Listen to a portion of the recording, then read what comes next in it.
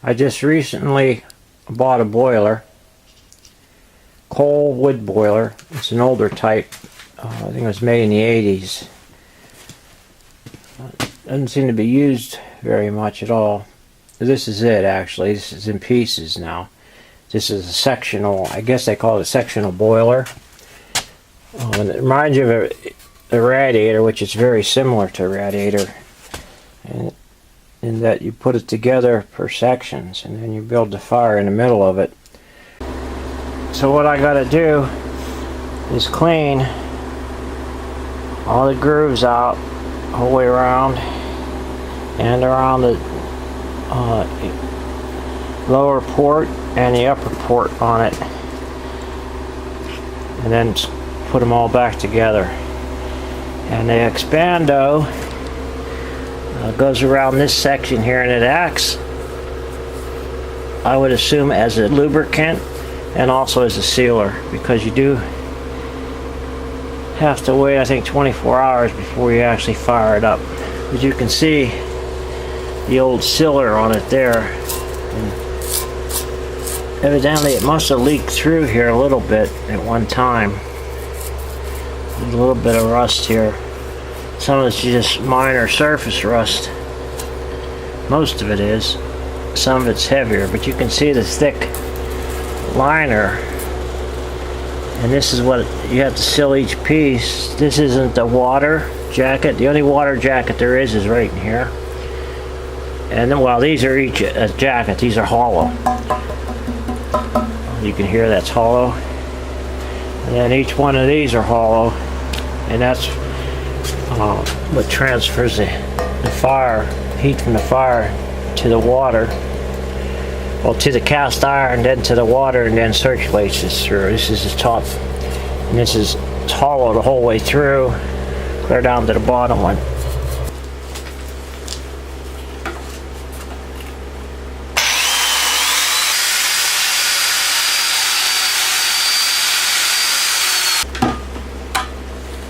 Well, I think it'll clean up pretty quick. I know one thing, I think I'm going to get a dust mask on. So, basically this is what I've been doing with all of them. I cleaned them all up to start with, wire brushed them. I cleaned both sides of these. This one, of course, it's only needed one side cleaned. And it's the last one. So.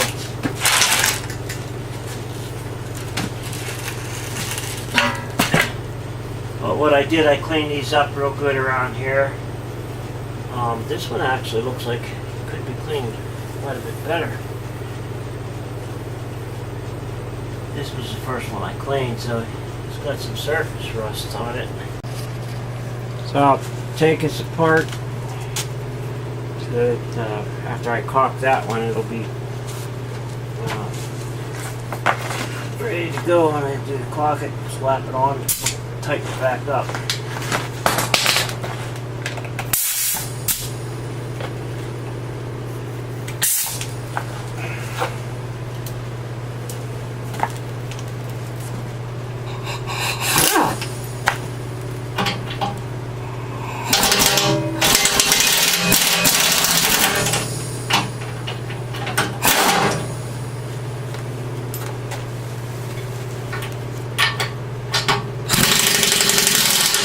Much other way of doing it.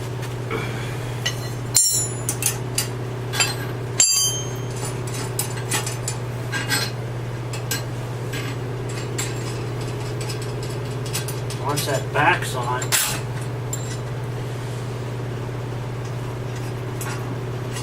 it's going to stay on the bolt, the all thread. Of course, this isn't the all thread to come with it. I still have it. Since this is a from France make, it is metric, I believe. This is all thread's a little different, but this all thread would work. But I figure I'll save this all thread for something else.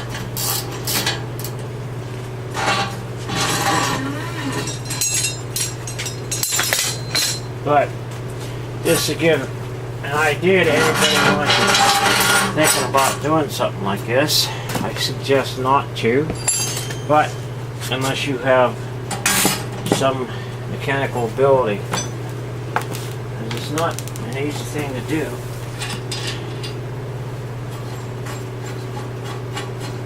And for it to turn out right.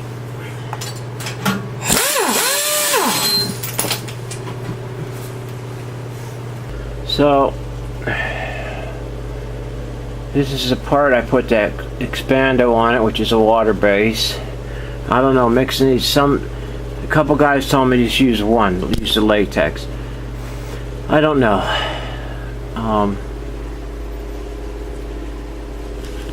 I didn't really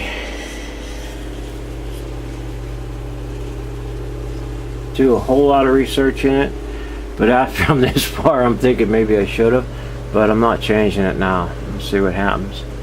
Use that expando and then silicone, that high temperature silicone on the outside, which probably would work for everything, but anyhow, I'm gonna caulk this part first now, I think this time, and then slide the other part on, because I was doing it the other way because I had the 2x4s in the way before. So now the 2x4s aren't there, and it seems like it'd be easier to do that. Plus I'm going to sweep up real good here just in case, because you know, as soon as you don't, that's when the end of your caulk gun hits the floor. You pick up all kind of dirt with it. Hopefully you can see what I'm going to do here. Try to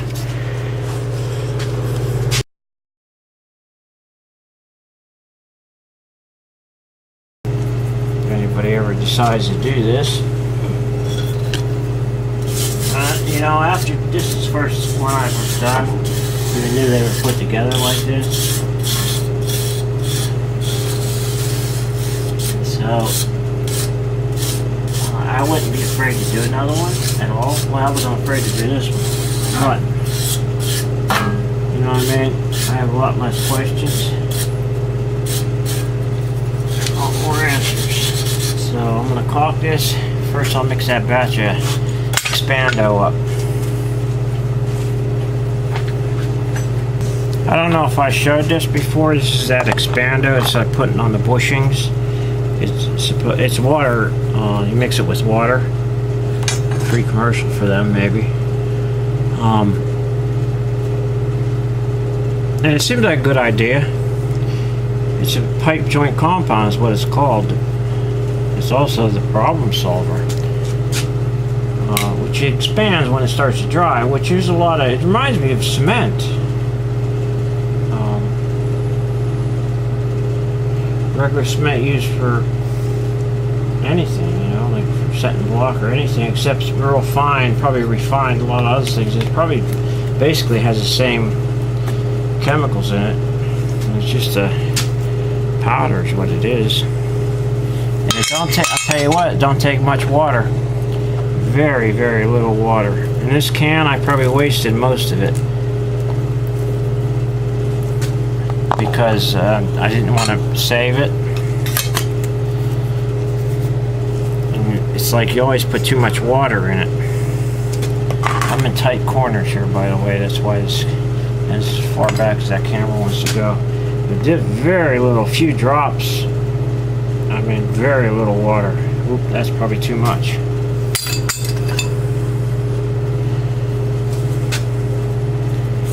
But you can see there's hardly no water in there at all.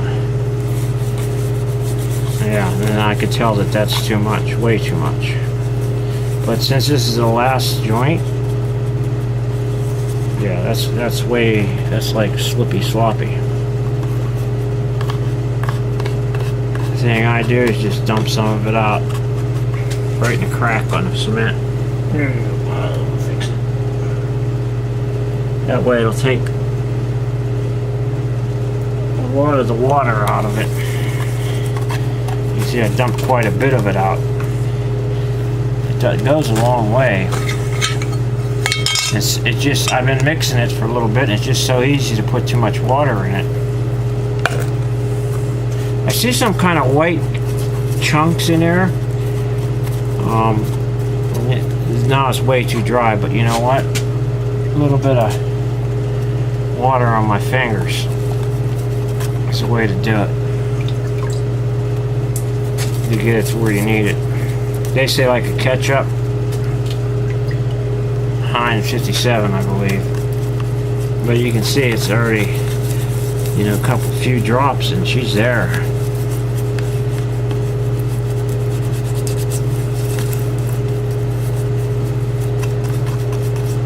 No, that's not bad right there, I'm going to say.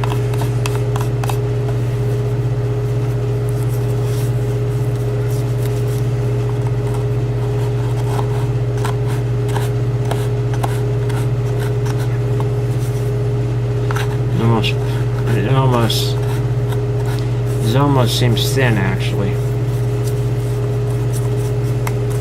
And I don't, you know, there's more on the brush than in the pan. But that's enough to do them.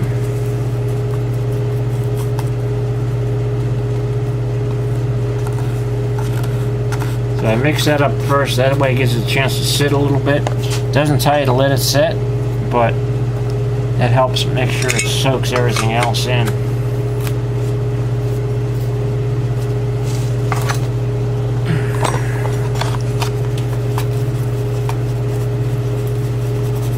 Gets a chance to soak into the rest of the crap expander. And then I'm just gonna caulk it. I think I'm ready here. Oh yeah, baby. You're ready. End of that was a little hard because it's been about an hour since I used it. Oh. But and this here,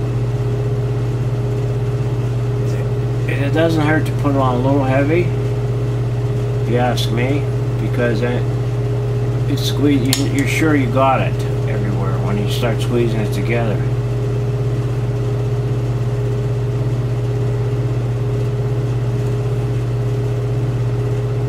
And there are a couple brands of this. This is the second brand I got. So, and it's exactly same consistency, same color.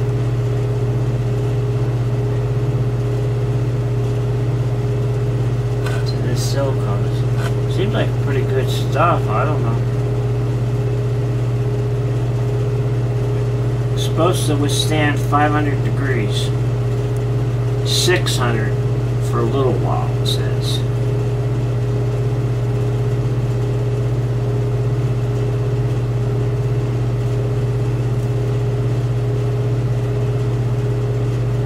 One of the plumbers told me I should just use it for everything. He might have been right, but this isn't new, so, you know, if you're putting something in new, that's fine and good to say, but if you're putting something in that's used, and trying to clean it up, do the best you can over a piece of metal that's been rusted. It has a lot of voids in it. You know, I'm not really sure. Time will tell. Oh, here goes the Expando. Mr. Expando himself. Set up a little better. Oh, I did forget a spot, but now that I got this in my hand, I'll use it here. This is supposed to work as a sealer and also a lubricant to help them get together, slide together, bushings.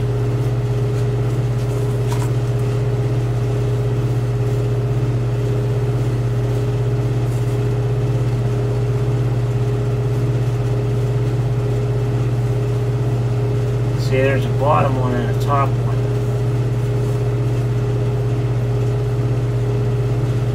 I will put them on the other bushings too. That expander, the caulking, or I'm only going to put on one side, and I don't even know.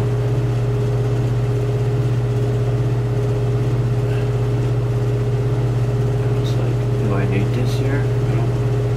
Any directions?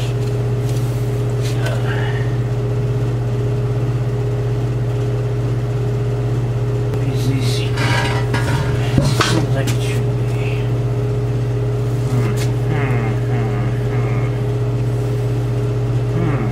Should have thought about this a little bit. I think I have an idea. Somewhere. Here somewhere. Brute force? Probably not a good idea.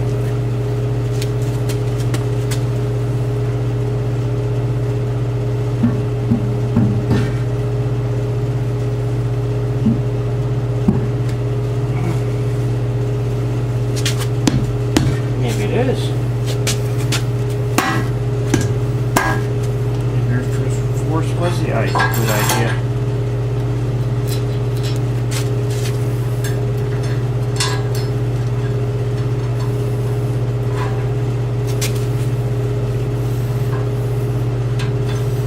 Just hanging on them nipples here.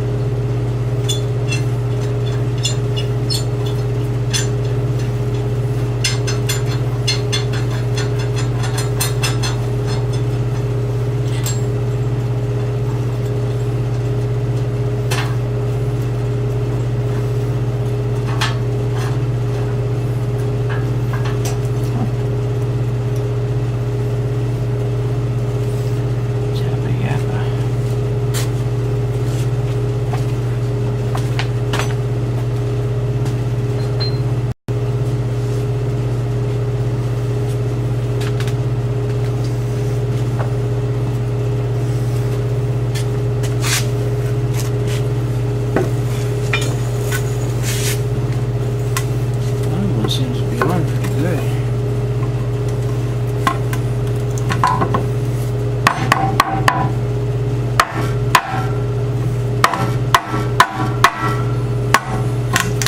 Must be started, eh?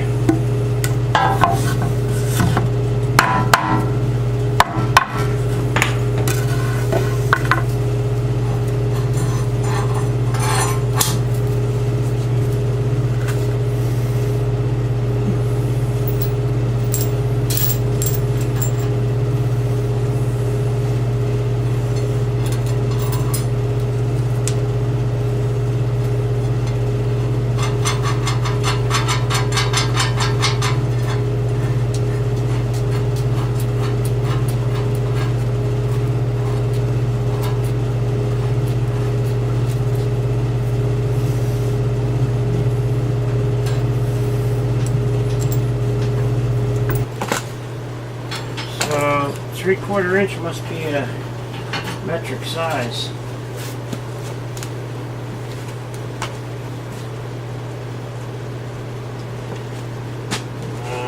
Too bad I don't have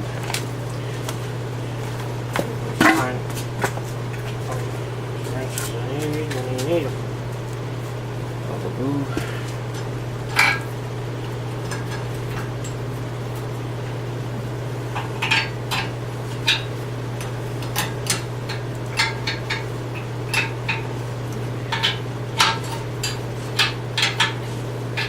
You can see it moving in. There we go.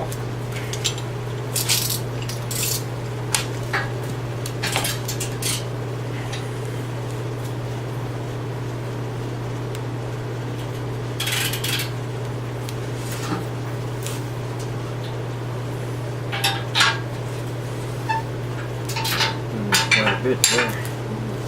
But down here it's pulled a little bit. Not too bad though.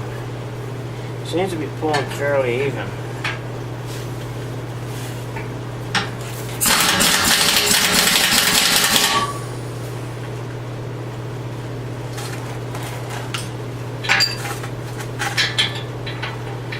I should put my hand to be the smart way to do it.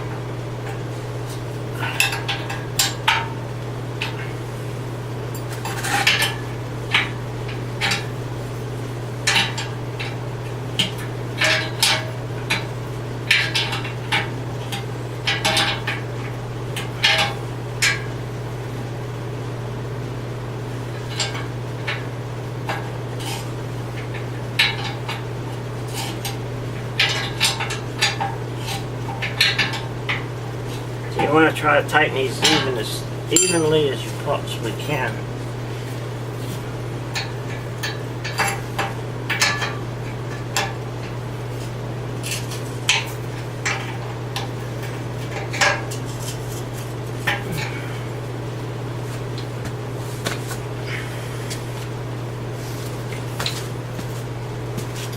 Top's a little bit away.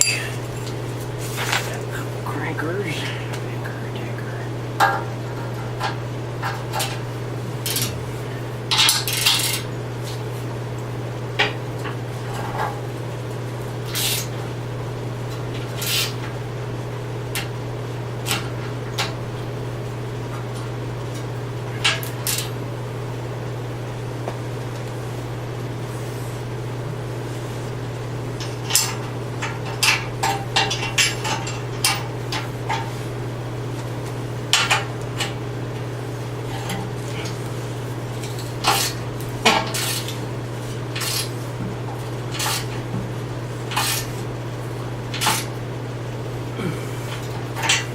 That one was pretty easy too. I got so far and then so let me do more.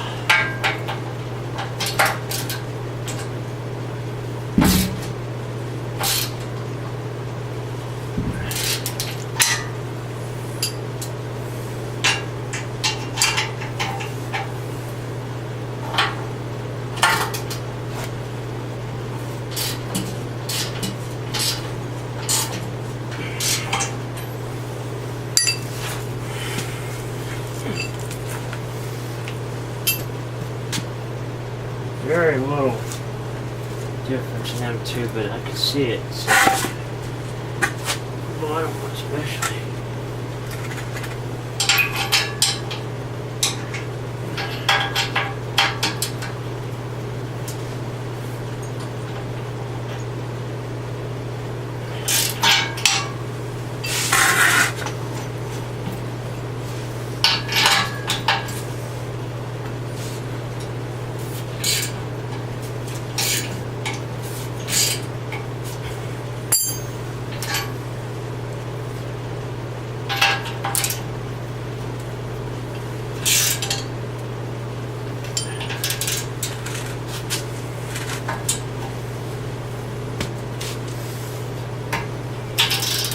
Tight across there. A little bit.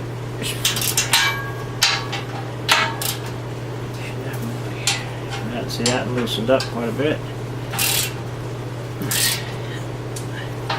It's tightening pretty good. Focusing on one of them. Show you what it's doing. That's gonna mean anything at all.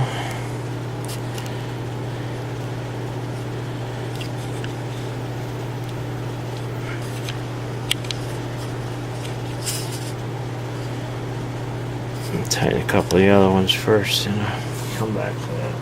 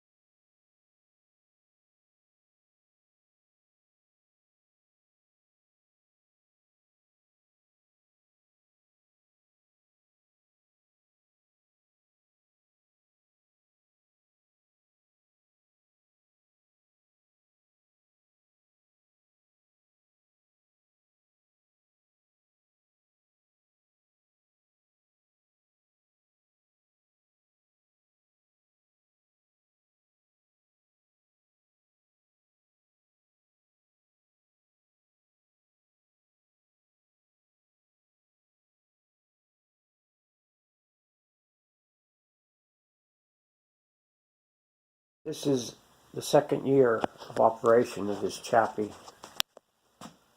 which I'm uploading this video kind of late because I found the old files and I see I never uploaded it. But this is the complete furnace without the cover on it. I never put the cover on it because I'm using it to heat this garage also. It's my workshop. Messy workshop, but that's why I like it. I can find things. But anyhow, those valves there shut the furnace completely off, and then I can run just to my oil furnace if I want without heating this up. And I also have shutoffs throughout the house that I can, it's a plumber's nightmare, that I can shut certain sections off that I don't want to heat that heavy. But it'll either run with the boiler by itself, which I have a 2,000 square feet house, one level, and plus the cellar. It heats the cellar, so that's 4,000 square feet. And the house was built in '95, so it's got good insulation in it. I wouldn't say it's up to date because they've changed insulation qualities a little higher, but it has good. It's R19 in the walls, 2x6 walls, and probably an R20 in the ceiling, 10-inch insulation, which they changed it to 12 and R21 in the walls now. But that's beside the point. And this part of it, there's no insulation at all. That's just block wall, which it gets hot in here, too hot to work. So I have to usually open a couple windows, keep it cool enough in here for me to work. You know, to be in here, it's comfortable. But when you start working, you start sweating, depending on what you're doing. But it's fully functional. It works great. Put it back together. Never had a leak. Maybe I shouldn't talk. Had to change the pump on it because the original pump wore out within a month, which was old, back from the 70s. And you got to be careful with it. You got to know how to fire it, and hard coal. You want to use hard coal in it. You don't want to use soft, because soft doesn't burn as good, and you'll get backfiring if you try to put soft in there. If you don't, if you add a bucket, it wants to smother it out, and once it gets going, it'll backfire. Which I think that's why the guy got rid of it. He was trying to use soft coal in it. Hard coal works great. And it's got to be decently cold out. If you're trying to smolder a fire the whole time, it keeps your house too hot. But it works very good for what I wanted it for. Heating the whole house and heating this workplace. I'm more than happy with it. I think they said it was over 110,000 BTUs, which that's what they say heats, should heat the top part of the house, but it does heat the bottom also. So there's final on that.